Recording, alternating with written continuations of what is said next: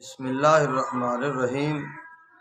ایک آدمی نے منت مانی تھی کہ میرا فلاں کام ہو جائے، میں اتنے روزے رکھوں گا۔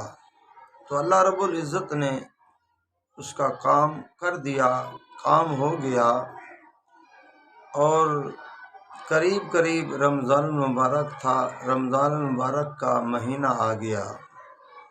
اب وہ آدمی کہتا ہے کہ میں رمضان کے اندر وہی نظر کے روزے رکھوں گا جو میں نے مانے تھے کہ میرا فلاں کام اللہ رب العزت کر دیں تو میں نظر کے روزے رکھوں گا۔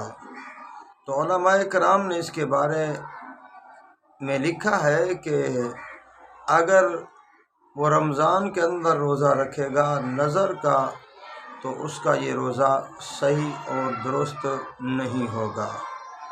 اگر کوئی آدمی رمضان المبارک کے مہینے کے اندر روزہ رکھتا ہے، کہتا ہے کہ یہ میرا روزہ نظر کا روزہ ہے، تو تب بھی یہ روزہ درست نہیں ہوگا۔ اگر کوئی آدمی کہتا ہے کہ پچھلے رمضان کے اندر میرے روزوں کی قضا ہو گئی تھی تو میں پچھلے رمضان کے روزے کی قضا کر رہا ہوں، یہ روزہ رکھ رہا ہوں، تو تب بھی روزہ صحیح نہیں ہوگا۔ نہ رمضان کے اندر نفل روزہ رکھا جا سکتا ہے، نہ رمضان المبارک کے اندر قضا روزہ رکھا جا سکتا ہے، نہ رمضان المبارک کے اندر نظر کا روزہ رکھا جا سکتا ہے۔